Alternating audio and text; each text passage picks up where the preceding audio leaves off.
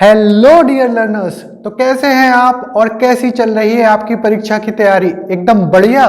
मेरा नाम है अमित पाठक और आज मैं फिर से आपके लिए परीक्षा में आने वाले महत्वपूर्ण प्रश्नों में से एक और महत्वपूर्ण प्रश्न लेकर के आया हूं। तो चलिए शुरू करते हैं।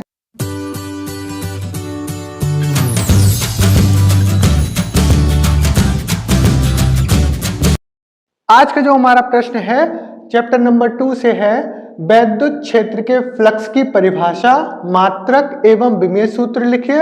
और साथ में इसके एक अंकित प्रश्न और जोड़ दिया गया है। एक समान वैद्युत क्षेत्र E वेक्टर बराबर 2i cap plus 3j cap minus 4k cap volt प्रति मीटर में एक पृष्ठ के क्षेत्रफल A बराबर माइनस का 4k कैप मीटर स्क्वायर से गुजरने वाले वैद्युत फ्लक्स की गणना कीजिए। तो हमें सबसे पहले बताना है कि वैद्युत फ्लक्स क्या होता है और फिर वैद्युत फ्लक्स का मात्रक और विमेय सूत्र लिखना है। और साथ ही साथ इस क्वेश्चन में एक अंकित प्रश्न और जोड़ दिया गया है। तो इस क्वेश्चन को बहुत ही अच्छे तरह से समझेंगे और जानेंगे कि वैद्युत फ्लक्स होता क्या है। अगर आप भी क्लास 12th में हो और आप अपने भौतिक विज्ञान विषय का बहुत अच्छे से रिवीजन करना चाहते हैं और परीक्षा में बहुत अच्छे से नंबर लेके आना चाहते हैं, तो जो भी हम आपके भौतिक विज्ञान विषय की तैयारी कराने के लिए महत्वपूर्ण प्रश्नों की एक सीरीज लेकर के आए हैं, इसके सभी वीडियोस को आपको रोज के रोज देखना है और एग्जाम्स की प्रिपरेशन को बहुत अच्छे से करना है ताकि आप एग्जाम में बहुत अच्छे से स्कोर कर पाओ। और जो भी बच्चे बहुत अच्छे से अपना रिवीजन करना चाहते हैं फिजिक्स में, उनके लिए तो ये बहुत ही ज्यादा बेनिफिशियल होगा। तो आप रेगुलर वीडियोस को देखिए और अगर आपको हमारा कंटेंट पसंद आता है तभी हमारी वीडियो को लाइक करिए और इसी तरह से फिजिक्स को बहुत ही मजेदार तरीके से सीखते हुए अपने एग्जाम्स की अच्छे से प्रिपरेशन करने के लिए हमारे चैनल को सब्सक्राइब करें। तो अब हम जानते हैं कि वैद्युत फ्लक्स क्या होता है। जैसे हमने यहाँ पे फिगर में बनाया है, ये हमारा ये जो रेखाएं हमने खींची हैं ये वैद्युत बल रेखाएं हैं, ठीक है। ये हमारा वैद्युत क्षेत्र को दिखाएगा। अगर हम इस वैद्युत क्षेत्र के अंदर एक कोई लंबवत, इस तरह से एक लंबवत पृष्ठ रख दें, इस वैद्युत क्षेत्र की दिशा इधर है, ठीक है, और जो पृष्ठ रखा है वो इसके लंबवत रखा है। तो अगर किसी वैद्युत क्षेत्र के लंबवत कोई हम एक पृष्ठ रख दे तो उससे गुजरने वाली वैद्युत बल रेखाओं की संख्या क्या कहलाती है? वैद्युत फ्लक्स। यानी वैद्युत फ्लक्स क्या हो गया? किसी वैद्युत क्षेत्र के अंदर रखे किसी लंबवत पृष्ठ से गुजरने वाली कुल वैद्युत बल रेखाओं की संख्या क्या कहलाती है? वैद्युत फ्लक्स। तो यहाँ पे वैद्युत फ्लक्स को हम फाई से प्रदर्शित करेंगे। फाई बराबर क्या होगा? E vector dot A vector. अगर हम इसको इस तरह से लिखना चाहें तो फाई बराबर क्या हो जाएगा? ई ए कॉस थीटा। यहाँ पर जो थीटा है वो क्या है? हमारा ई वेक्टर तथा ए वेक्टर के बीच में बना कोण। और जो वैद्युत फ्लक्स है वो हमारी अदिश राशि होती है, ठीक है। अब इसका मात्रक देखते हैं। तो किसी भी भौतिक राशि का मात्रक ज्ञात करने के लिए आपको इसका सूत्र पता होना चाहिए। यहाँ पर वैद्युत फ्लक्स का सूत्र क्या है हमारे पास? फाई बराबर ई इंटू में ए। और हमने आपको पहली वीडियो में ही बताया था ई बराबर क्या होता है? एफ अपॉन क्यू नॉट, ठीक है। इसको भी बहुत अच्छे से डिफाइन कर चुके हैं। अब यहाँ पे क्या हो जाएगा? ई बराबर एफ अपॉन क्यू नॉट से न्यूटन प्रति कूलाम। और यहाँ पर ए क्या है? हमारा क्षेत्रफल है, तो इसका मात्रक क्या होगा? Metre square. तो अगर हम फाई का मात्रक देखें तो कितना हो जाएगा? न्यूटन मीटर स्क्वायर प्रति कूलाम। अब विमेय सूत्र देखते हैं। तो विमेय सूत्र निकालना बहुत ही आसान है। अगर किसी भौतिक राशि का आपको सूत्र पता है, उसका मात्रक पता है, तो विमेय सूत्र बहुत आसानी से निकाल सकते हैं। देखो यहाँ पे क्या दे रखा था? फाई बराबर क्या है? हमने अभी देखा, फाई बराबर ई डॉट ए, ई बराबर एफ अपॉन क्यू नॉट होता है, यानी न्यूटन मीटर स्क्वायर प्रति कूलाम, ठीक है। वैद्युत बल की विमा क्या हो जाएगी? ml टी की घात -2, ठीक है। और एम स्क्वायर यानी मीटर स्क्वायर, यहाँ पर विमा क्या हो जाएगी? L square. और आवेश की विमा क्या होगी? AT। और अगर हम फाइनली देखें तो फाई बराबर क्या आएगा? m l और l स्क्वायर, l की घात 3 और t की घात -2, एक ऊपर आएगा -1, ऐड हो जाएगा तो t की घात -3 और a की घात -1। तो फाइनली हमें जो विमेय सूत्र प्राप्त होगा वैद्युत फ्लक्स का, फाई बराबर m l की घात 3 t की घात -3 a की घात -1।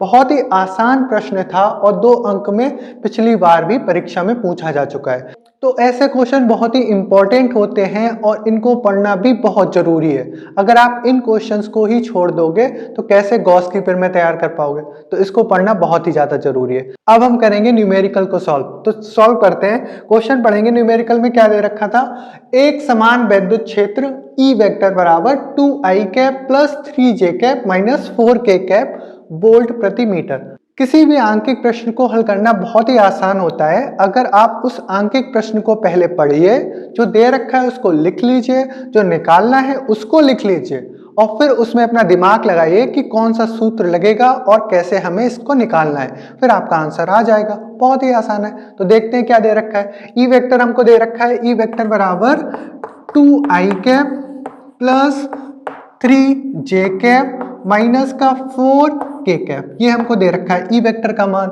आगे कह रहा है मैं एक पृष्ठ के क्षेत्रफल, एक पृष्ठ का क्षेत्रफल हमें बता दिया, a बराबर माइनस का 4k कैप, a वेक्टर बराबर माइनस का 4k कैप। तो इसको निकालने के लिए तो इसको ऐसे लिख सकते हैं, a वेक्टर बराबर क्या दे रखा है 0i cap plus 0j cap और माइनस का हमें दे रखा है 4k कैप। अब हमको क्या पूछ रहा है क्वेश्चन में, देखो क्या पूछ रहा है, गुजरने वाले वैद्युत फ्लक्स की गणना कीजिए, फाई निकालना है। अभी हमने आपको सूत्र बताया क्या होता है, तो आसानी से निकल आएगा। फाई बराबर क्या होता है ई डॉट ए, ठीक है।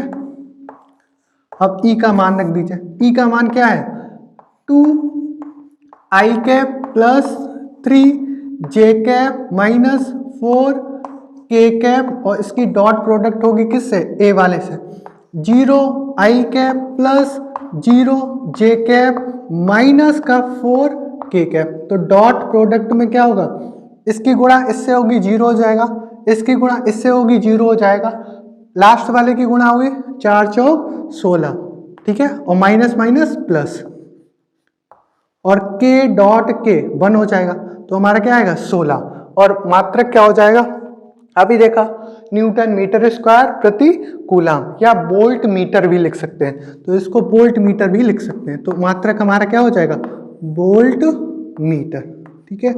ये हमारा आ गया वैद्युत फ्लक्स कितना 16 वोल्ट मीटर। तो इस तरह के प्रश्न बहुत ही आसान होते हैं अगर आप उनको समझदारी से करें। अब इस प्रश्न के बाद हम अगला प्रश्न पढ़ने जा रहे हैं जो कि बहुत ही ज्यादा महत्वपूर्ण है, तो देखते हैं वो है क्या।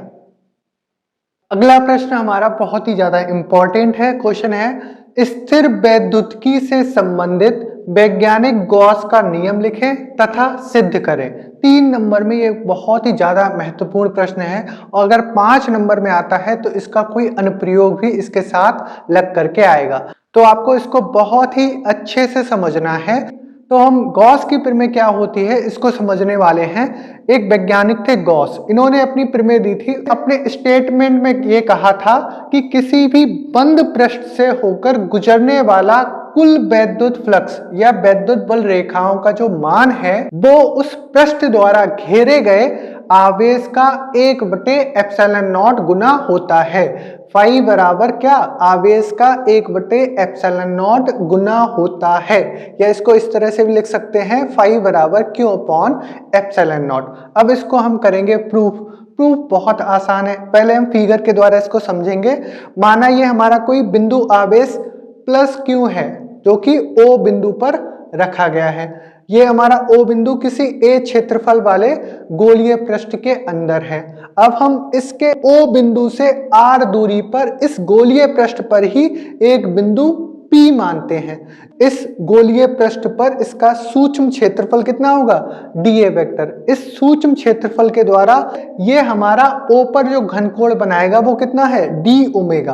अब हम इस सूक्ष्म क्षेत्रफल के द्वारा इससे होकर गुजरने वाला वैद्युत फ्लक्स का मान निकालेंगे। तो इस सूक्ष्म क्षेत्रफल के द्वारा जो वैद्युत फ्लक्स का मान आएगा वो क्या आएगा, सूक्ष्म क्षेत्रफल dA से होकर गुजरने वाला वैद्युत फ्लक्स d फाई, ठीक है, सूक्ष्म क्षेत्रफल की बात कर रहे हैं तो सूक्ष्म वैद्युत फ्लक्स क्या होगा, डी फाई बराबर E vector dot D A vector. और अगर हम इसको इस तरह से लिखना चाहें तो E dot D A cos theta.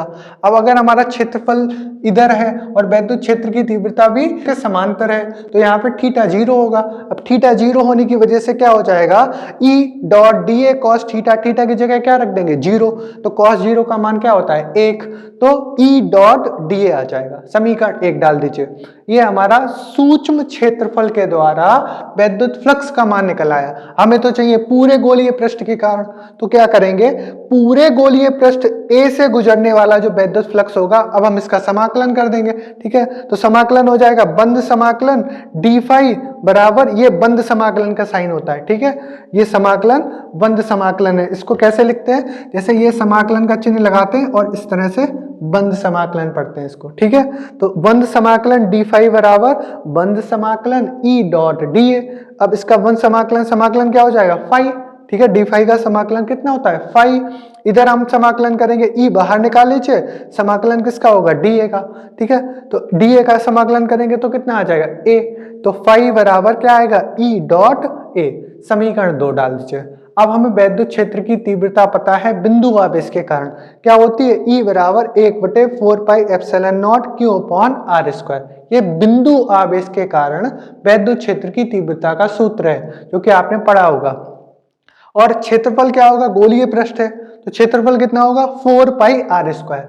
अब ये दोनों मान, ये वाला मान और ये वाला मान हम उठा के कहाँ रखेंगे, समीकरण 2 में। तो फाई बराबर क्या आ जाएगा, देखो अब समीकरण 2 में ये मान रखने पर फाई बराबर ई की जगह 1/4 pi epsilon nought Q upon R square, और ऐसे ही ए की जगह कितना रखेंगे 4 पाई आर स्क्वायर। जो कट रहा है काट दीजिए, 4 पाई से 4 पाई कैंसिल हो गया। ठीक है, आर स्क्वायर से आर स्क्वायर कैंसिल हो गया, तो हमें क्या मिला फाई बराबर क्यू अपॉन एप्सिलॉन नॉट। यही हमें प्रूफ करना था। तो गॉस की प्रमेय क्या आ गई, फाई बराबर क्यू अपॉन एप्सिलॉन नॉट। अतः किसी बंद पृष्ठ से होकर गुजरने वाला वैद्युत फ्लक्स का मान उसके आवेश का 1/एप्सिलॉन नॉट गुना होता है। ये बहुत ही महत्वपूर्ण प्रश्न था। तो जल्द ही मिलते हैं और इम्पोर्टेंट क्वेश्चंस के साथ। तब तक के लिए आप बहुत अच्छे से अपनी तैयारी करते रहिए। Keep learning, keep growing. Thank you.